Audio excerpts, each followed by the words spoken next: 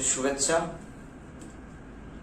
আমি লিটন বাঙালি আপনাদের মাঝে নতুন চ্যানেল নিয়ে উপস্থিত হয়েছি। আমার চ্যানেলের নাম বাঙালি রেভুলেশন। সো নামই বুঝতে পেরেছেন, বাঙালি রেভুলেশন মানে বাঙালি বিপ্লব। সো আমি চেষ্টা করব বাঙালি বিপ্লব সম্বন্ধে আপনাদের মাঝে উপস্থাপন করতে। আজকে যেটা নিয়ে আলোচনা করব, আমরা নতুন বছর 2021-এ পদার্পণ করেছি। সো 2020 সালে আমরা কি পেয়েছি, কি হারিয়েছি, সে বিষয় নিয়ে আমরা একটু আলোচনা করব। 2020টা আসলে ছিল একটা অভিশপ্ত বছর বা বিষাক্ত বছর।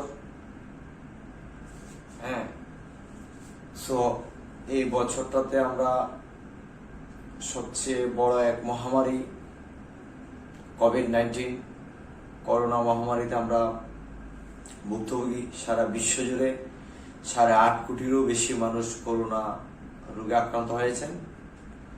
তার মধ্যে আমরা 18 লক্ষেরও বেশি মানুষের প্রাণ হারিয়েছেন আমাদের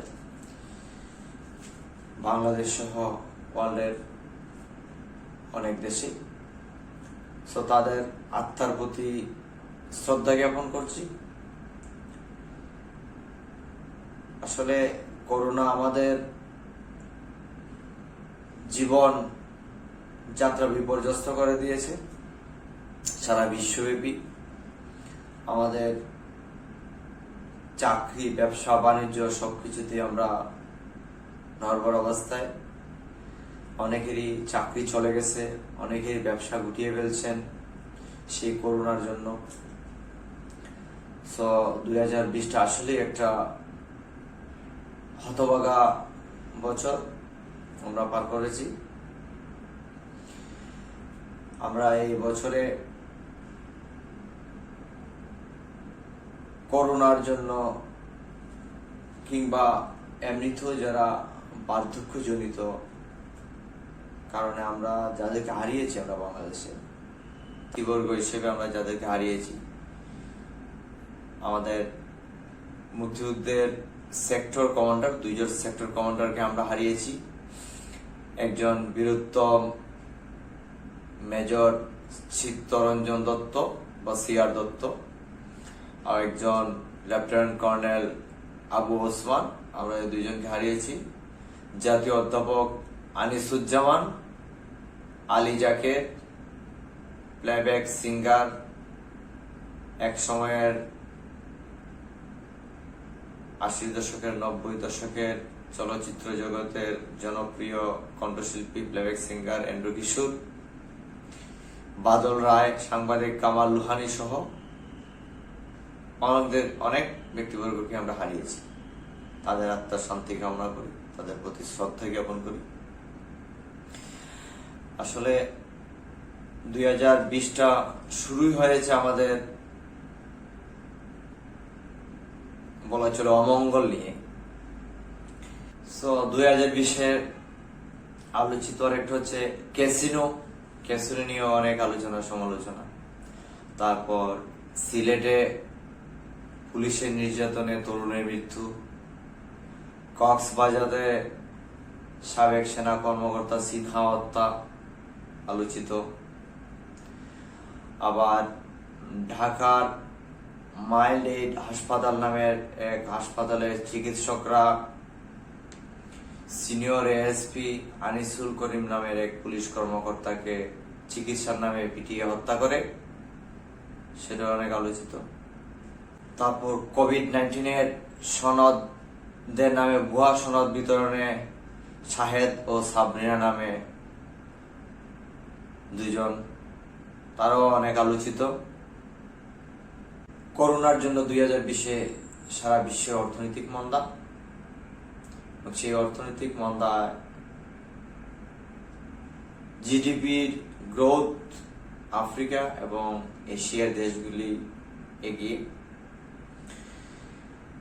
তবে সবচেয়ে বেশি জিডিপি গ্রোথ হচ্ছে দক্ষিণ আমেরিকার গুয়ানা, যাদের জিডিপি গ্রোথ মোর দেন 52%, এবং সেই তুলনায় সপ্তম পর্যায়ে চায়না, নবম স্থানে Bangladesh.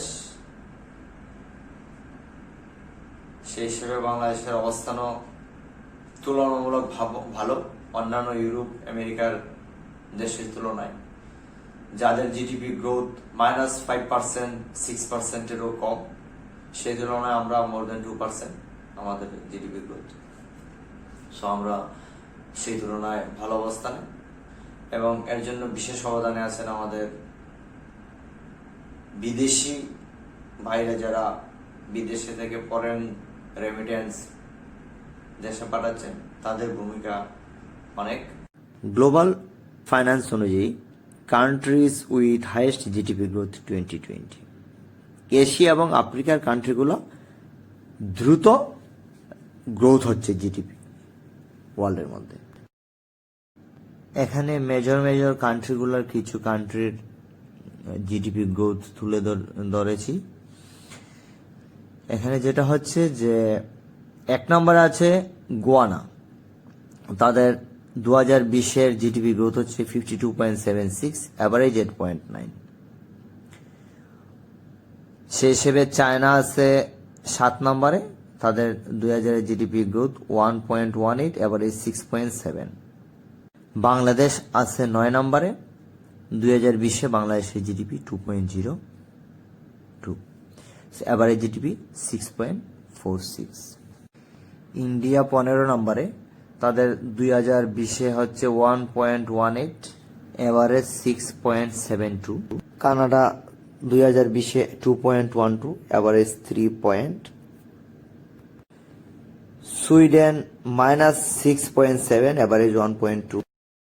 UK -6.5, average 1.01। Russia -5.46, average 0.98। Australia 2020-এ -6.66, এভারেজ 1.6। আমেরিকা 2020-এ -5.9, এভারেজে 1.44। সো আমরা দেখতেই পাচ্ছি 2020-এ করোনার মধ্যেও গোয়ানা সবচেয়ে হাইয়েস্ট 52.7, আর বাংলাদেশ সেই হিসেবে 9 নম্বরে অবস্থিত। BDNews24.com অনুযায়ী world bank forecast 8% remittance growth for Bangladesh in 2020। So আমরা বুঝতে পেরেছি আমাদের জিডিপি 2020-এ 2.02% গ্রোথ হয়ে অ্যাভারেজ 6.46% উন্নীত হয়েছে, এবং আমরা 9 নম্বরে আছি, এবং সেটার জন্য আমরা অবশ্যই রেমিটেন্স যোদ্ধাদেরকে ধন্যবাদ জানাই, যাদের অক্লান্ত পরিশ্রমে আমরা এই পর্যায়ে আমরা এসে পৌঁছেছি।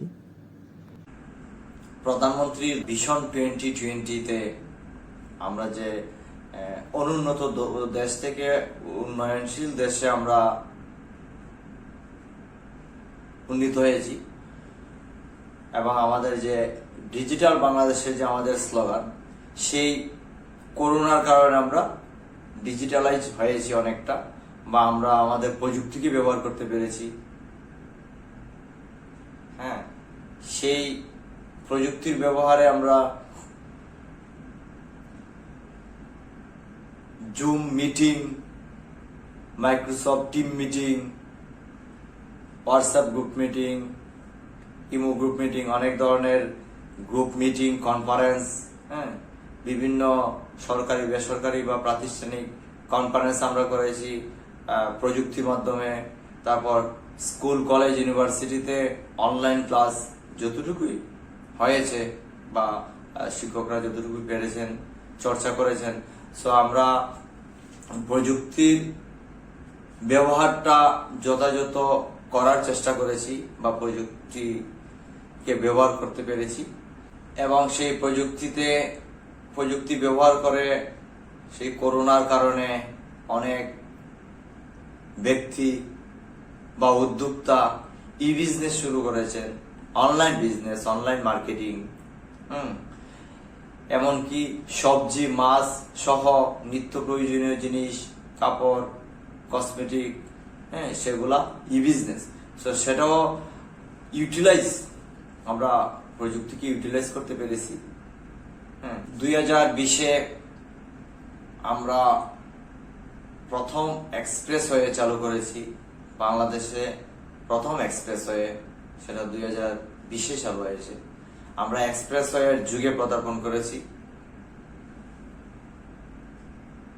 ঢাকা টু ভাঙ্গা পর্যন্ত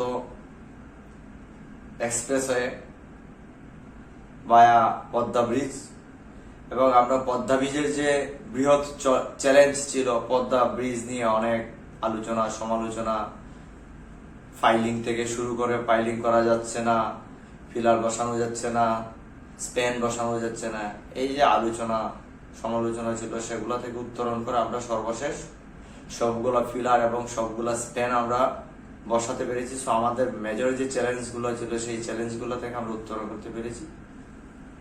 আমরা আশা করি পদ্মা সেতুর বাস্তবায়ন দেখতে পারবো খুব শীঘ্রই। সেটাও আমাদের একটা বিশেষ অর্জন 2020-এ। আবার 2020-এ সেই করোনার জন্য যে আমাদের সামাজিক অবস্থান, সেটা আমাদের অনেকে ব্যাঘাত ঘটেছে, আমাদের সামাজিকতায় ব্যাঘাত ঘটেছে। আমরা সঠিকভাবে সমাজ পরিচালনা বা সামাজিকতা করতে পারিনি, দূরত্ব বজায় রাখতে হচ্ছে আমাদেরকে। তো সেটাও একটা প্রতিবন্ধকতা সামাজিকতার ক্ষেত্রে। আবার একটা পজিটিভ দিকও আছে। আমরা সেই করোনার কারণে দেখতে পেরেছি যে ধর্ম বর্ণ নির্বিশেষে অনেকের পাশে দাঁড়িয়েছেন। ইভেন হিন্দু হয়েও মুসলমানের দাপন করেছেন, মুসলমান হয়েও হিন্দুর কাষ্ট করেছেন। সেরকম অনেক উদাহরণ আমরা দেখতে পেরেছি, বা আত্মীয়তা বা আন্তরিকতা দেখতে পেরেছি। মানুষ হিসেবে মনুষ্যত্ব আমরা দেখতে পেরেছি। আবার বিপরীত দেখতে পেরেছি, সেই করোনার জন্যই সন্তানও তার মাকে চেনে না, রাস্তায় ফেলে দিয়ে চলে গেছে, স্বামী তার স্ত্রীকে চেনে না, সেরকম নজিরও আমরা দেখতে পেরেছি করোনার কারণে 2020-এ। কিন্তু বাংলাদেশে যেটা আমাদের অনেক ঘাটতি আছে, বা করোনার কারণে আমাদের অনেক ব্যর্থতা আছে, বা আমাদের অনেক সফলতা আছে। অর্থনৈতিক সফলতা তো একটা পেলাম আমরা বলেই দিয়েছি। 2020-এর জানুয়ারির 3 তারিখ ইরানের দ্বিতীয় সর্বোচ্চ ক্ষমতাধর ব্যক্তি মেজর জেনারেল কাসেম সুলাইমানকে হত্যা করে। সেটা ইউএস এর মাধ্যমেই হত্যা করা হয় বলে দাবি করা হয়েছে। তো সেখান থেকে রাজনৈতিক উত্তপ্ততা শুরু। তারপর নভেম্বরে ইরানের আরেক পরমাণু বিজ্ঞানী মহসিন ফখরিজাদেকে হত্যা করা হয়। সেটাতে ইসরায়েলের সম্পৃক্ততা আছে বলেও বলা হয় তাকে। মেজর জেনারেল কাসেম সুলাইমানি, তাকে ইরানের দ্বিতীয় সর্বোচ্চ ক্ষমতাধর ব্যক্তি হিসেবে বিবেচনা করা হতো। ব্রিগেডিয়ার জেনারেল মহসিন ফখরিজাদা পরমাণু বিজ্ঞানী। রাজনৈতিক উত্তপ্ততাও 2020-এ অনেক, এবং লাদাখ সীমান্তে ইন্ডিয়া এবং চীনের যে অবস্থান, সেটাও রাজনৈতিক ভাবে বিশ্বজুড়ে উত্তেজনা সৃষ্টি করে, রাজনৈতিক উত্তেজনা বাড়িয়ে দেয়। কারণ চীনও জাতিসংঘের স্থায়ী কমিটির সদস্য, ভারতও জাতিসংঘের অস্থায়ী কমিটির সদস্য। এখানে আন্তর্জাতিকভাবে দুইটাই গুরুত্বপূর্ণ। তারপর 2020-এর আরেক আলোচিত হচ্ছে ইউএস এর নির্বাচন। মার্কিন যুক্তরাষ্ট্রের ডেমোক্রেট দলের বিজয়। ডেমোক্রেটের বর্তমান দলের জো বাইডেন হিসেবে জয়ী হয়েছেন প্রেসিডেন্ট হিসেবে, এবং তার সহপাঠী ভাইস প্রেসিডেন্ট হিসেবে নির্বাচিত হয়েছেন কমলা হ্যারিস, যিনি ভারতীয় বংশোদ্ভূত কৃষ্ণাঙ্গ বলা চলে, বা ব্রাউন এশিয়ান বংশোদ্ভূত, এবং আমেরিকার ইতিহাসে প্রথম মহিলা নেত্রী বা প্রথম মহিলা যিনি সর্বোচ্চ স্থানে আসীন হয়েছেন, সর্বোচ্চ পদে। আমেরিকার ইতিহাসে সর্বোচ্চ পদে মহিলা হিসেবে প্রথম মহিলা কমলা হ্যারিস। সেটাও আমেরিকার ইতিহাসে একটা ঐতিহাসিক একটা ঘটনা। 2020-এর আরেকটা হচ্ছে যে ধর্মীয় ইস্যুটা বৃহৎ। ফ্রান্সের এক শিক্ষক হযরত মুহাম্মদকে নিয়ে কটূক্তি বা হযরত মুহাম্মদের ব্যঙ্গচিত্র আঁকাকে নিয়ে অনেক বিতর্কিত, এবং সেখান থেকে ধর্মীয় একটা উচ্ছৃঙ্খলা বিশ্বজুড়ে সৃষ্টি, সেটা অনেক একটা বড় আলোচনা বা সমালোচনার সৃষ্টি দিয়েছে 2020-এ। Committed by a Muslim. So I don't see why we are speaking of Islamophobia. The victims, because there is one dead, is Samuel Paty, okay? So he's French and he's the victim. This is about phobia and Islamophobia. Now, what you have in the speech of Macron, of course, the speech of Macron is not against a enlightened Islam. We have it for a long time in France. We have a mosque in Paris that doesn't have any problem with anybody. We had Muslim fighters in our armies. We have even officers wearing the a kepi with the crescent and the star of Islam, because they were conducting Muslim soldiers from North Africa. So there is no problem. সারা বিশ্ব থেকে তাদেরকে boycott করা হবে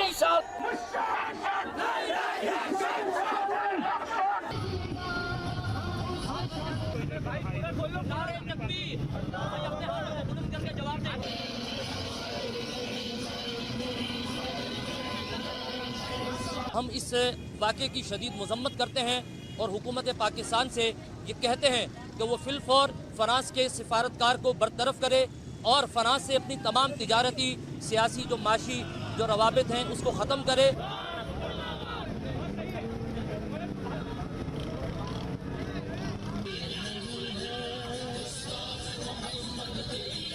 ये यकीनन एक ऐसी दहशतगर्दी है कि जिसकी मिसाल पिछली तारीख़ में कहीं नहीं मिलती, कि दहशतगर्दी करने वाला वो एक मुल्क का सदर हो और एक मुल्क का सरबराह हो। लिहाजा अब इसके हवाले से तो पूरी दुनिया सरापा एहतजाज है। वापस भेजा जाए, और इसी तरफ हमारे पाकिस्तान का जो सफ़ीर फ्रांस में है उसको वापस बुलाया जाए। और दूसरी बात यह है कि फ्रांस के जितनी मसनूआती चीज़ें हैं उस पर बाकायदा हुकूमत की तरफ से उस पर पाबंदी लगाई जाए।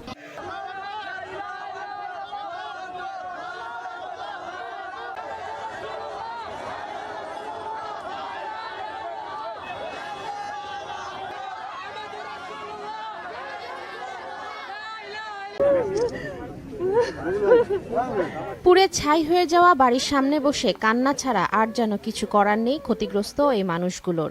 ঘরবাড়ি সব হারিয়ে খোলা আকাশের নিচে দিন যাপন করছেন তারা। এভাবে শেষ সম্বলটুকু হারিয়ে দিশেহারা হয়ে পড়েছেন ক্ষতিগ্রস্তরা। অবিলম্বে দোষীদের বিচার দাবি করেছেন তারা। যে অপরাধ করছে তাই সে যেন ন্যায্য আর কি শাস্তি পায়, কিন্তু তা না পায়া আমরা যারা অপরাধ করিনি তারাই আর কি আমরা শাস্তি পাইলাম। যারা এই অগ্নিকাণ্ড ঘটেছে, লুটপাট ঘটিয়েছে, তাদের দৃষ্টান্তমূলক শাস্তির দাবি করছি আমি। তবে তাদের দ্রুত পুনর্বাসনের আশ্বাস দিয়েছেন জেলা প্রশাসক। আমরা 3000 করে টাকা দিয়েছি, গতকালকে রাতে খাবার ব্যবস্থা করা হয়েছে, শুকনো খাবার দেওয়া হয়েছে। আর আজকে সকাল থেকে আপনারা দেখেছেন যে ঘরগুলো পুড়ে গেছে সেই ঘরগুলো নির্মাণের জন্য অলরেডি কাজ শুরু হয়ে গেছে। ঘরের মধ্যে দাও দাও করে আগুন জ্বলতেছে, কিছু নাই, এমনকি পরনের শাড়িটাও নাই। আজকে আরেক পেতে একটা শাড়ি এনে পড়ছে। ভাঙচুর ও পুড়িয়ে দেওয়ার পর ক্ষতচিহ্ন মুরাদনগরের কোরবানপুর গ্রামের শঙ্কর দেবনাথ ও চেয়ারম্যান বনকুমার শিবের বাড়ি জুড়ে ছড়িয়ে ছিটিয়ে আছে আসবাবপত্র। ফ্রান্সের প্রেসিডেন্টকে সমর্থন করে ফেসবুকে মন্তব্যের জেরে এত বড় ঘটনা ঘটবে বুঝতে পারেননি কেউই। বিচ্ছিন্নভাবে লোকজন যখন আসতেছে তখন পরিবেশটা ওই মুহূর্তে আমি মনে হলো একটু ঘোলাটে। ওই ঘোলাটের ভিতরে আমি দেখলাম যে এখানে আমার থাকাটা সেফ না। মিছিল করতে করতে বাজার থেকে আসছে, নারায়ণ তাকবীর আল্লাহ আকবার এই মানে স্লোগানটা দিতে দিতে বাড়িতে ঢুকছে আর কি। বাড়িতে ঢুকে মনে করেন যে এক লোকে প্রথম না, তারা এই বিল্ডিং এ মনে হয় 1 থেকে 150 লোক ঢুকছে এই বিল্ডিং এ। বাইরে দিয়ে আমরা ফিটকারি লাগাই দিছে, আর ঘরের ভিতর দিয়ে আমরা আগুন লাগাই দিয়েছে। আবার দরজা ভাঙে আমরা কোনো মতে বেরিয়ে আইছি। 2020-এ আমরা দেখতে পেরেছি যেগুলা আমাদের জীবনের সাথে সম্পৃক্ত। সেই করোনার জন্য আমাদের সামাজিক অবস্থা, অর্থনৈতিক, রাজনৈতিক, সাংস্কৃতিক, প্রযুক্তি, আরেকটা সাংস্কৃতিক অবস্থা সেটা অনেক আলোচিত। হিরো আলম বাবু খাইছো এই গান গেয়ে উনি মামলাও খেয়েছেন। মীর ব্রাদার্সের মীর হোসেন নামে একজন উনি মামলা করেছেন ওনার নামে। তারপরে লায়লার আখেতে ছাগলবন্দি সেই গানও কদ্দুস বয়াতি দাবি করেছেন, সেটা ময়মনসিংহ গীতিকারের গান, তিনি কপি করেছেন। তারপর শাওন ও চঞ্চল চৌধুরী গেয়েছেন সর্বতমঙ্গল রাধে বিনোদিনী রায়, সেটাও সরলপুর নামের একটা ব্র্যান্ড দল, তারা তাদের নামে কপিরাইট বলে সেটা দাবি করেছে। তারপর বাদশাহ ও পাহেল যে গানটা গেয়েছেন সেটাতে কমর দুলিয়ে বিতর্কিত হয়েছেন জ্যাকলিন ফার্নান্দেজ। লাল গেন্দা ফুল সেটাও রতন কাহার নামে একজন লোকশিল্পী, লোকসঙ্গীত, তিনি তার গান বলে দাবি করেছেন। সো সঙ্গীত জগতে আসলে 2020-এ অনেক একটা আলোচিত সমালোচিত হয়ে গেছে। এবং সর্বশেষ ধর্মীয় ইস্যু নিয়ে পাকিস্তানে হিন্দু মন্দিরে অগ্নিসংযোগ, সেটা 2020-এর শেষ দিবস 31শে ডিসেম্বর আমরা দেখতে পেরেছি।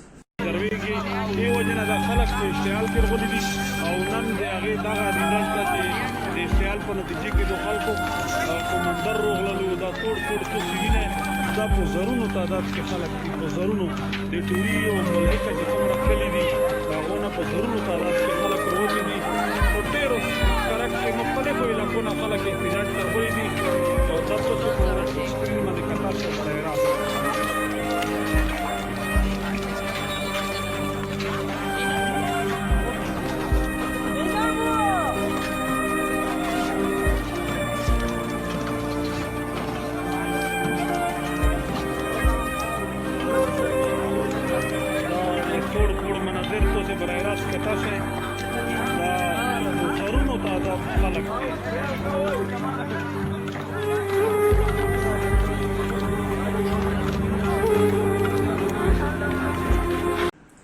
আমরা 2020-এর প্রাপ্তি অপ্রাপ্তিগুলা আলোচনা সমালোচনাগুলা দেখতে পেলাম।